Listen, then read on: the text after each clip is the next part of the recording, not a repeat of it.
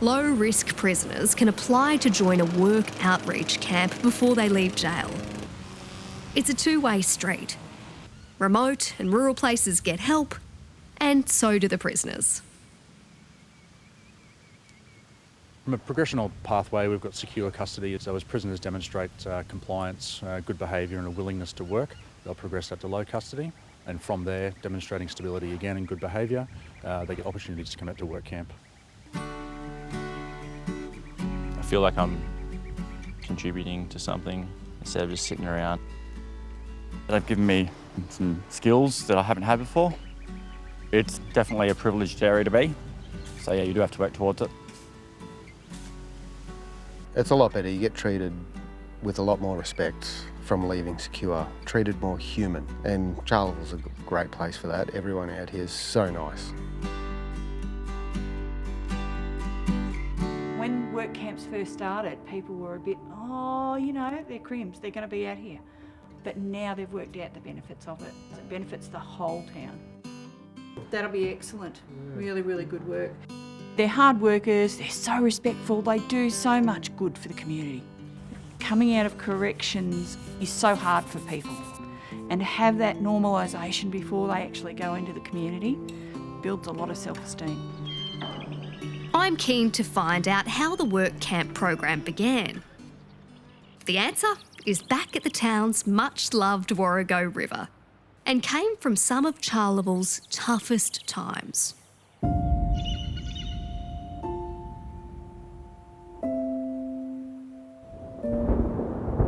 In early 1990, after months of heavy rain, a final deluge brought southwest Queensland to its knees. In Charleville, rising floodwaters tore through the town and cut off escape, leaving people scrambling for their lives. You have to live through it and you see it, and the roar of the water. The devastation was just unreal. You couldn't imagine. And so, I'm hearing the story firsthand from George Donoghue, who headed the SES rescue effort.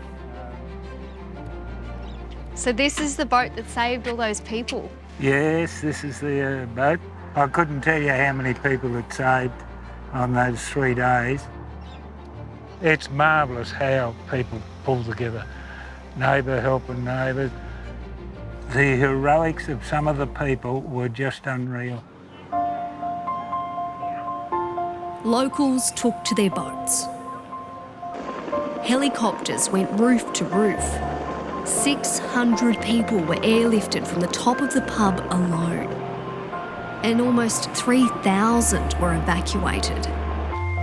Remarkably, just one life was lost. We've lost everything.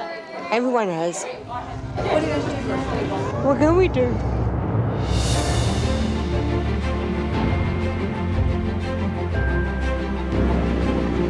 The clean-up task was overwhelming.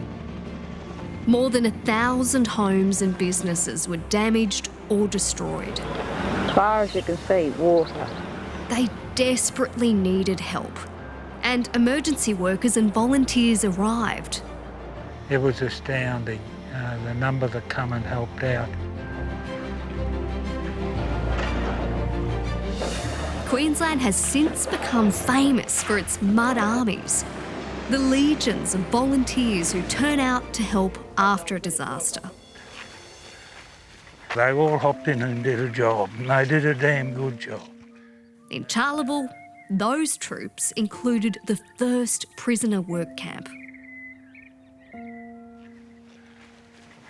One of the prisoners went to the department and said, look, Charleville's in terrible trouble.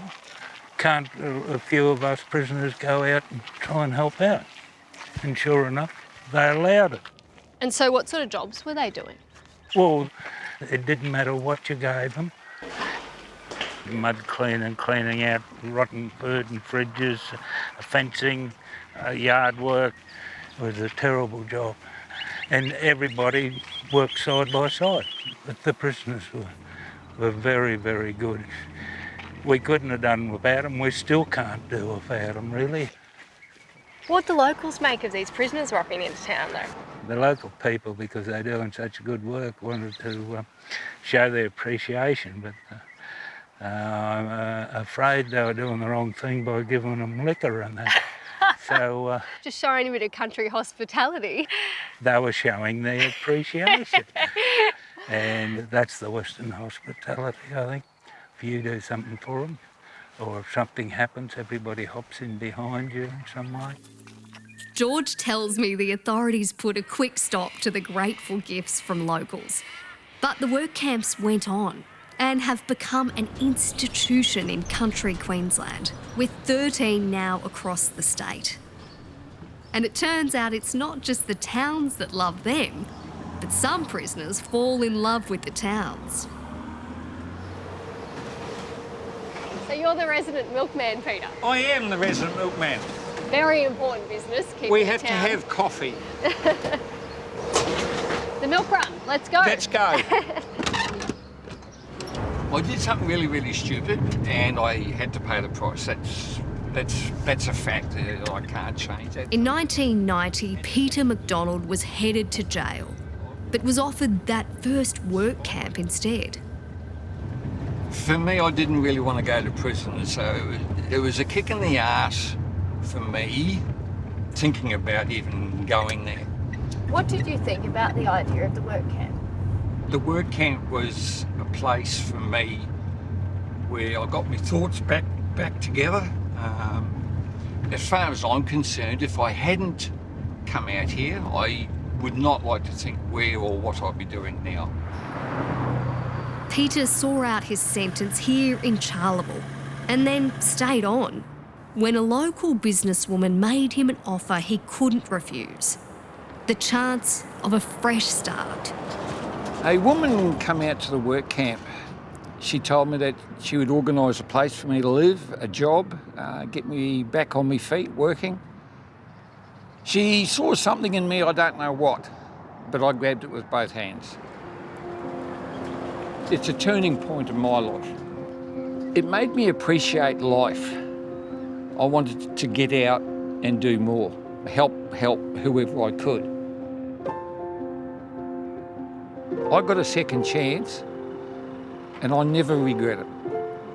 I am honestly very thankful to the whole chain of people who talked to me, who got me out here, to everyone who has shown faith or believed in me.